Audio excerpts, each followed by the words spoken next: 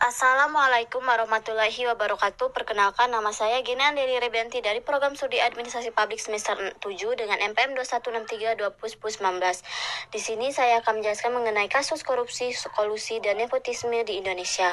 Yang pertama, ada definisi dan latar belakang masalah, yaitu korupsi, penyalahgunaan kekuasaan untuk keuntungan pribadi. Yang kedua, kolusi, kesepakatan terlarang antara dua pihak untuk mendapatkan keuntungan bersama, serta ada nepotisme, favoritisme dalam pengangkatan atau promosi berdasarkan hubungan keluarga atau kedekatan pribadi. Serta yang kedua, ada dampak negatif korupsi, kolusi, dan nepotisme, yaitu kerugian ekonomi, seperti hilangnya dana publik, menghambat pertumbuhan ekonomi. Yang kedua, ada ketidakadilan sosial seperti kesempatan tidak merata, kemiskinan, dan ketidakadilan sosial. Serta ada kerusakan citra negara, menurunkan kepercayaan investor dan mitra internasional.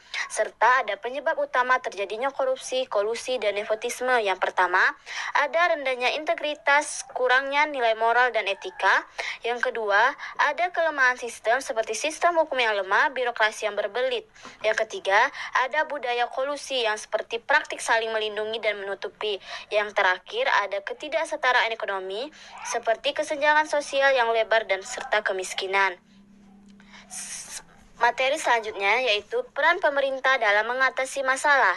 Yang pertama, ada penguatan lembaga anti korupsi seperti KPK, Ombudsman, dan lembaga hukum lain perlu diperkuat. Yang kedua, ada reformasi birokrasi, meningkatkannya transparansi, akuntabilitas, dan efisiensi pemerintah. Yang ketiga, ada pendidikan anti korupsi seperti menanamkan nilai integritas dan etika sejak dini, serta ada peran masyarakat dan media dalam mengawasi korupsi. Yang pertama, ada advokasi publik seperti membangun kesadaran dan menuntut akuntabilitas. Yang kedua, ada investigasi dan pengawasan, membongkar kasus korupsi dan mempublikasikannya, serta ada pengembangan masyarakat, membangun gerakan anti korupsi dari bawah. Materi selanjutnya ada contoh kasus nyata korupsi, kolusi, dan nepotisme seperti kasus Centeris, penyalahan guna dana Bailot Bank, serta ada kasus EKTP, pengadaan EKTP dengan kerugian negara triliun rupiah. Yang ketiga, ada kasus Jiwasraya, yaitu penipuan dan korupsi di perusahaan asuransi.